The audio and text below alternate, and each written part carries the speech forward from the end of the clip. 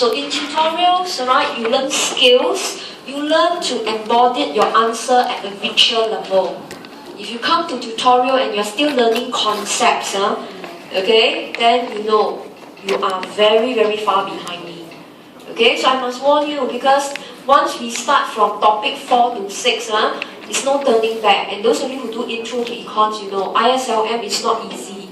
And at our level, ISLM is even tougher because we view it as presenting it to government. So we must know all the angles well. When you study ISLM at intro level, you merely know how it works, how it shifts and outcome. But here we don't. We bring it to a higher level. We use it to solve economic problems. We present the problems to government. So that's why I want to highlight. Master your tutorial 1 and 2 now. Don't wait. Don't say, oh, you know, after December holiday, February revision period, then I got to phantom what happened. It's too late. Okay, so it's okay to feel stressed now. Rather than you get stressed when the real stress is here, you will collapse. Okay? Now, with that, let's look at question 4 and 5. Alright, now, question 4 and 5, clear cut was deflation and real interest rates. Okay? Now, this question gets very popular in the recent exam papers. Alright? Okay? The keyword was deflation. Okay? You have heard me talking about deflation very briefly. Okay? It's not our GST, it's not our warehouse sale, expo sale. It was a very devastating state of the economy. It's usually occurring when there is already recession. Not tomorrow you have deflation. Okay? It won't happen. Secondly, government is very hesitant to announce deflation. Right? Because the moment you say there is deflation, household will just hold the money. They will wait for prices to drop another round. So government tries not to announce deflation. So deflation most of the time is anticipated. It cannot be unanticipated. It cannot come as a big surprise to government and individual. Okay? So let's look at question 4. It looks quite easy, right? Okay? But you must be very careful. Okay? Now, of course, most of you, your answers will merely involve this equation, R equals to I minus pi E. Because your focus is on R, then you want to talk about how nominal interest rate and pi E, so deflation, means your pi E is negative. It means you expect, okay, prices to drop. Okay, so this is what you want to do in both question 4 and 5. Whenever you see deflation and real interest rates, or you saw, okay, discussion of borrowers and lenders, they are all talking about interest rate relationship with pi E. Okay, now this is not a model. It's not a model, it's a behavior, and therefore the first step you should do is to derive, okay, R equals I minus pi E. So you cannot use it immediately. So the derivation was given in your lecture notes and in my answer outline. This is the one that you must say, there is a man, he has a machine. If he sells the machine away today, he earns an interest rate I. But if he keeps the machine, use it to process the good, okay, the returns is R.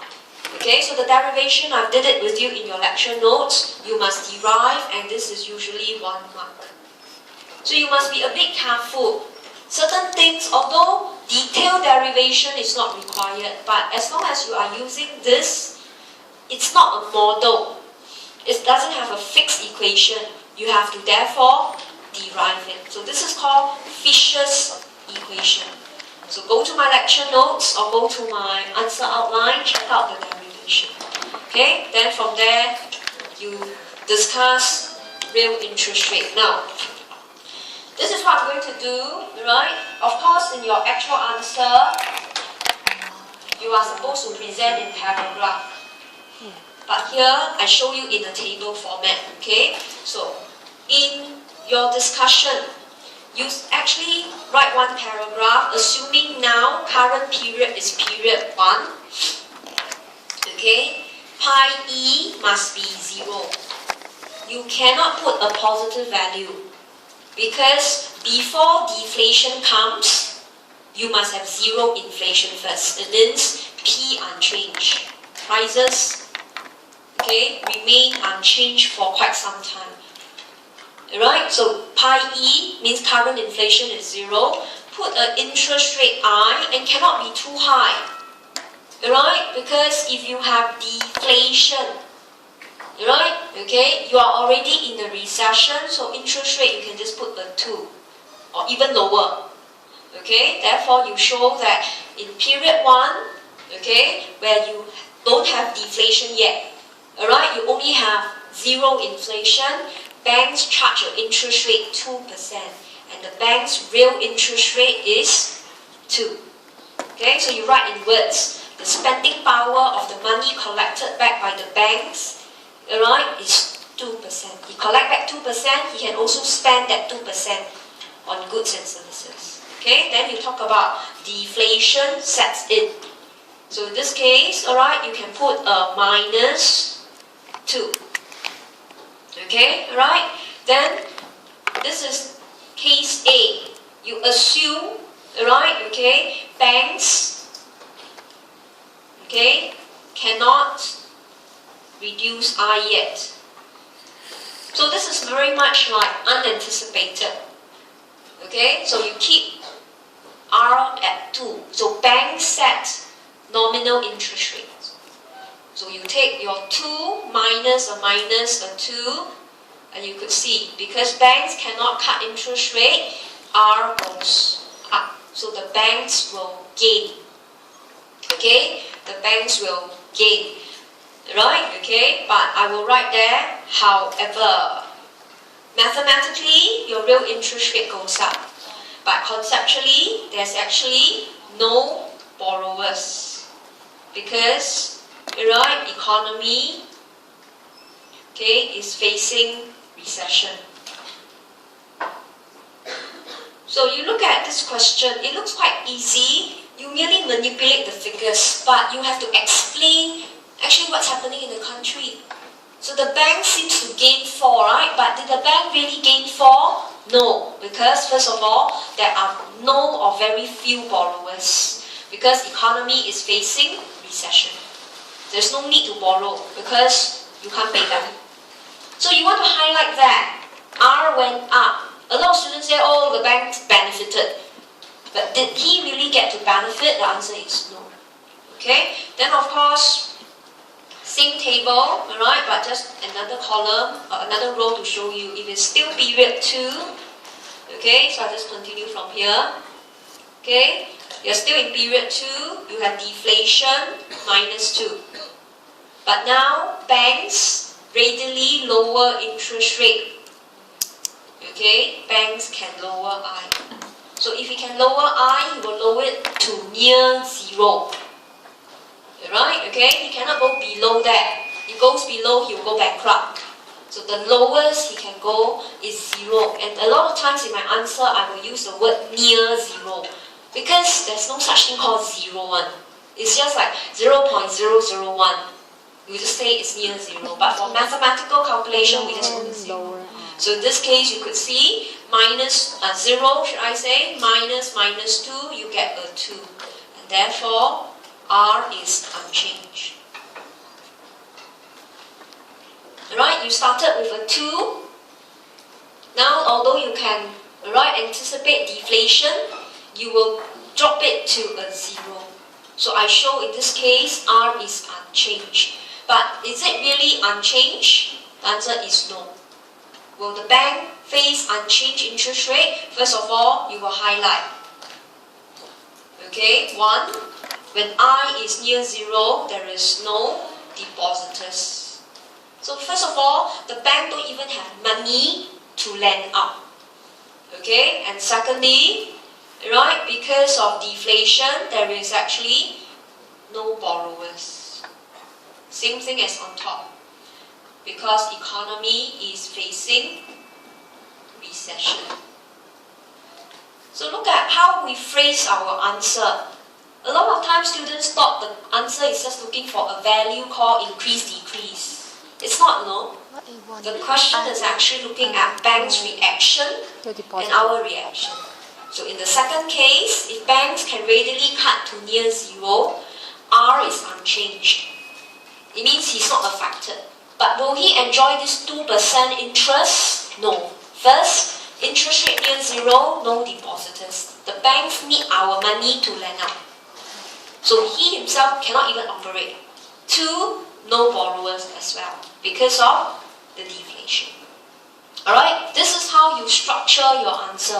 So a lot of times students, they say, oh, this question very easy ma, just use R equals to I minus pi E. Just calculate can already lor.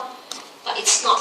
The objective of testing this topic is to show the role of banks, okay, the impact of deflation, and literally the entire economy stagnated. The banks cannot work, we don't spend money, firms don't spend money. We all got stagnated. So you want to actually highlight and review the problem. Okay, alright, then step 3 is this. Okay, then you want to prove that if you want R to drop as pi E is negative. So we have proven R didn't drop, right? We've proven R can go up, R can be unchanged. But the question was, right, real interest rate is falling, so make sure we still answer it. So look at the equation. R, should I say, is I minus pi E. Okay, right, which is I plus pi E, because pi E is negative. Okay, so if you want R to drop, it means I must drop and must be less than 0. Right? Okay, this I must keep falling. Okay, then this R will keep falling. So the R must drop and be negative, but since minimum I is at 0, this shows R cannot drop. So this part here is mathematical, but the concept is here. Right? Okay, so if you can't understand this equation, just look at the top one will do. If you want R to drop, I must always be less than pi E. Pi E is already negative. I must be smaller than it. It's never possible because I, the minimum is 0. It cannot be less than 0. So it will never happen that R can drop. So some of you, your R drop. I show you why your R drop. Your R drop, but it's impossible. Okay, so let's look at the wrong approach as an answer. So this part, step 3, is a little bit mathematical, but if you didn't put it in, okay, you still pass because you answered the question. But let me show you the wrong approach.